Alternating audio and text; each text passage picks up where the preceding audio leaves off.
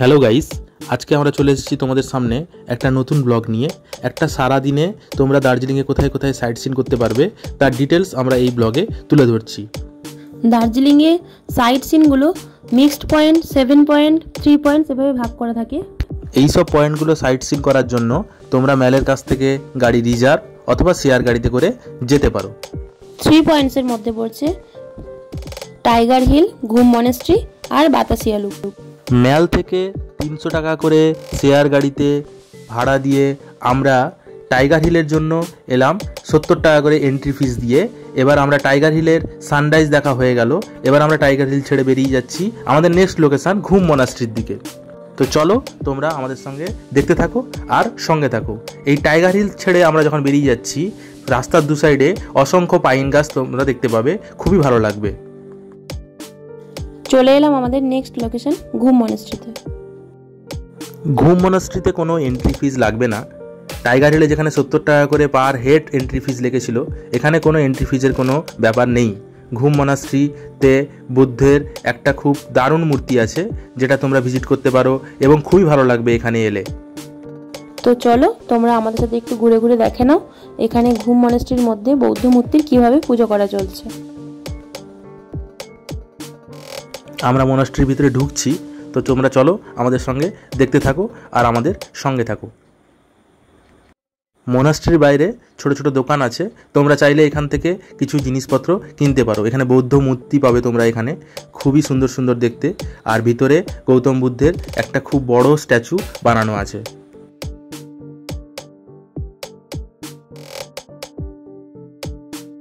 আমরা এখন 3 পয়েন্টসের শেষ লোকেশন বাতাসিয়া লুপে চলে এলাম। এখানে এন্ট্রি ফিস পার হেড 50 টাকা করে লাগবে। তো আমরা দুজন ছিলাম, 100 টাকা দিয়ে ঢুকেছি। বাতাসিয়া লুপের মধ্যে ঢোকার পরেই তোমরা দেখতে পাবে এই যে টয় ট্রেনের লাইনটা চারদিকে বাতাসিয়া লুপের চারদিকে ঘিরে আছে। আর বাতাসিয়া লুপের ভিতরে অসংখ্য বাইনোকুলার লাগানো আছে যেটা দিয়ে তোমরা কাঞ্চনজঙ্ঘার ভিউটা অসাধারণভাবে দেখতে পাবে। আমরাও একটু কাঞ্চনজঙ্ঘা দেখেছিলাম এখান থেকে, কিন্তু খুব সামান্যই, মেঘ থাকার জন্য খুবই কম কাঞ্চনজঙ্ঘার ভিউটা আমাদের কাছে এসেছে।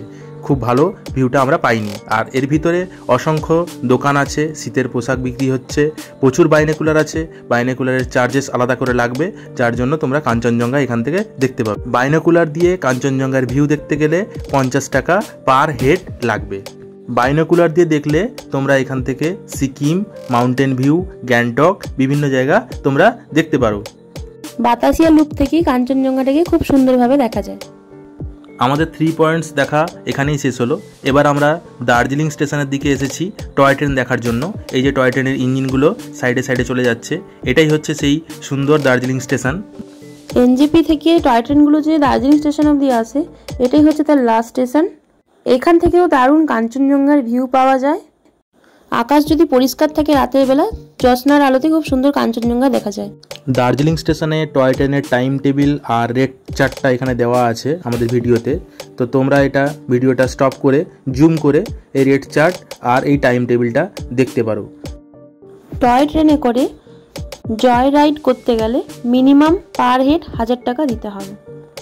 আমরা দার্জিলিং স্টেশন পৌঁছাতেই একটা টয় ট্রেন দেখলাম দাঁড়িয়ে আছে। টয় ট্রেনটা এবার ছাড়বে, তো তোমরা দেখো টয় ট্রেনটা কেমন করে ছাড়ছে আর কেমন করে বেরিয়ে যাচ্ছে।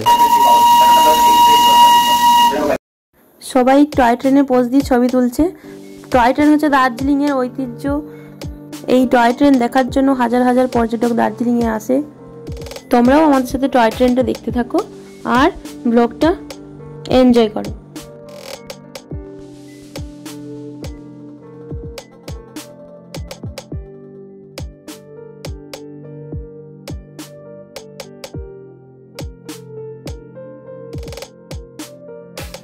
এরপর আমরা চলে এলাম আমাদের নেক্সট লোকেশন মহাকাল মন্দির, যেটা ম্যালের কাছেই একদম আছে। তাই আমরা পায়ে হেঁটে ম্যাল থেকে চলে এলাম মহাকাল মন্দিরে।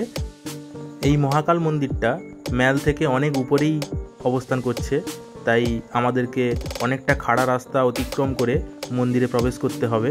তাই আমরা চলেছি খাড়া রাস্তা দিয়ে। তো তোমরা চলো আমাদের সঙ্গে দেখতে থাকো আর সঙ্গে থাকো। চলো, মহাকাল মন্দিরের কাছাকাছি আমরা চলে এসেছি। এই যে মন্দিরে ওঠার রাস্তা, অনেকটা উঁচুতে আসার পর এবার আমরা মন্দিরের গেটে প্রবেশ করছি। তো চলো তোমরা দেখতে থাকো। এখানে জুতো রাখার জায়গা আছে, তো তোমরা এসে এখানে জুতো খুলে তারপরে ওপরে উঠে যেতে পারো মন্দিরে পুজো দেওয়ার জন্য।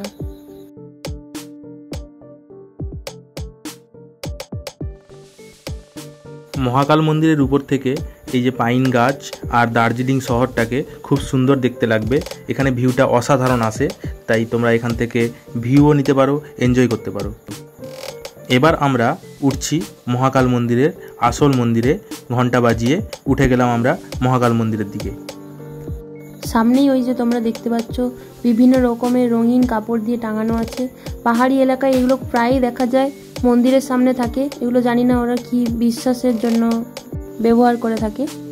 আমাদের ধর্মে যেরকম হয়তো সালু বাঁধা হয়, ওদের এটাই বাঁধা হয়। তো পুরো মন্দির জুড়ে রঙিন রঙিন কাপড়, দেখতে খুব সুন্দরই লাগছিল। চলো তোমরা দেখতে থাকো আমাদের সাথে মন্দিরটা। খুব সুন্দর মন্দির, তোমরা এসে একবার দর্শন করে যাবে। এখানে দার্জিলিংয়ে ঘুরতে এলে মহাকাল মন্দির তোমরা একবার ভিজিট করো। এখানে কোনো এক্সট্রা চার্জ লাগে না মন্দিরে ভিজিট করার জন্য। তো তোমরা এলে অনেকটাই উপরে উঠতে হবে ম্যাল থেকে, তো উঠে একবার মহাকাল মন্দির ভিজিট করতে পারো। খুবই সুন্দর মন্দির এখানে। তো তোমরা মন্দিরটা দেখো আর ব্লগটা দেখতে থাকো। আমরা মন্দিরে প্রবেশ করার পর দেখলাম পুজো চলছে, তাই আমরা মন্দিরে দাঁড়িয়ে দাঁড়িয়ে কিছুক্ষণ পুজো করা দেখলাম। এখানে সবাই প্রদীপ কিনছেন আর প্রদীপ জ্বালিয়ে পুজো দিচ্ছেন।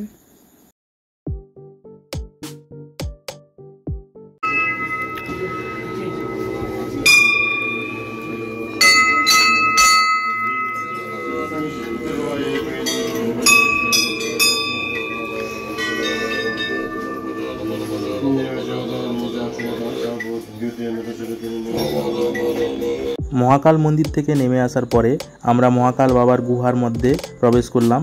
এখানে একটা খুব বড় পাথরের নিচে পুজো চলছে। মহাকাল মন্দির থেকে বেরিয়ে ম্যাল থেকে গাড়ি রিজার্ভ করে আমরা চলে এলাম আমাদের নেক্সট লোকেশান দার্জিলিং জু।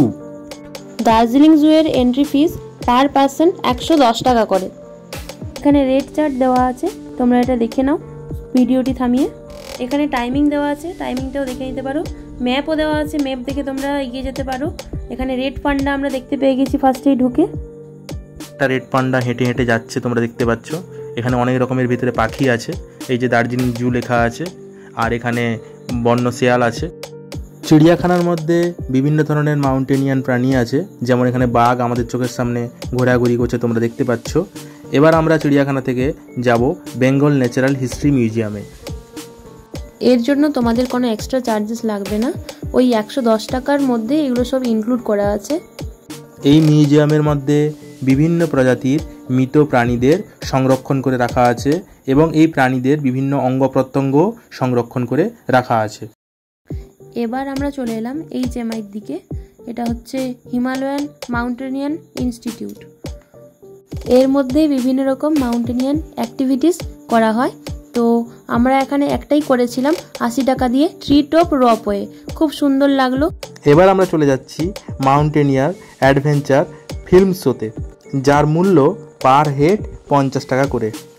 এবার আমরা চলে এলাম হিমালয়ান মাউন্টেনিং ইনস্টিটিউশন মিউজিয়ামে, যার বাইরের দিকটা খুব সুন্দর তোমাদের দেখাতে পাচ্ছি, কিন্তু দুর্ভাগ্যবশত ভেতরে কি আছে আমরা দেখাতে পারলাম না, ওখানে ভিডিও করা এলাও নেই। দার্জিলিংয়ের ট্র্যাডিশনাল ড্রেস পরে আমরা জুয়ের মধ্যে ফটোগ্রাফি করেছিলাম, যার মূল্য পার হেড 50 টাকা করে। এখান থেকে বেরিয়ে আমরা পৌঁছে গেলাম টি গার্ডেনে। চা বাগানটা অসম্ভব সুন্দর লাগছে, দূরে পাহাড় দেখা যাচ্ছে আর সারি সারি চা গাছ দেখতে পাওয়া যাচ্ছে। কিন্তু এখানে চায়ের পাতা তুললে 500 টাকা করে জরিমানা দিতে হবে। এখানেও চা বাগানের মধ্যে ওই দার্জিলিংয়ের ওই ড্রেস তোমরা পরে ছবি তুলতে পারো। এরপর আমরা পৌঁছে গেলাম তেনজিং রক। এই রকে ওঠার জন্য পার হেড 100 টাকা করে চার্জ লাগবে। ওখান থেকে বেরিয়ে এবার আমরা রোপওয়েতে চলে এলাম। এখানে রোপওয়ের পার হেড প্রাইস হচ্ছে 260 টাকা করে। বেলা প্রায় 12টা একটা, কিন্তু তাও কম লাইন আছে। রোপওয়ে থেকে দার্জিলিং শহরটা খুব সুন্দরভাবে দেখা যায়। এবার আমরা জাপানিজ টেম্পল আর পিস প্যাগোডা দিয়ে আমাদের এই আজকের দিনের জার্নিটা, আজকের ব্লগটাকে শেষ করব। তো তোমাদের যদি ভিডিওটা ভালো লেগে থাকে তাহলে লাইক, কমেন্ট আর শেয়ার করতে ভুলবে না। আর আমাদের চ্যানেলটাকে অবশ্যই সাবস্ক্রাইব করবে। টাটা বন্ধুরা।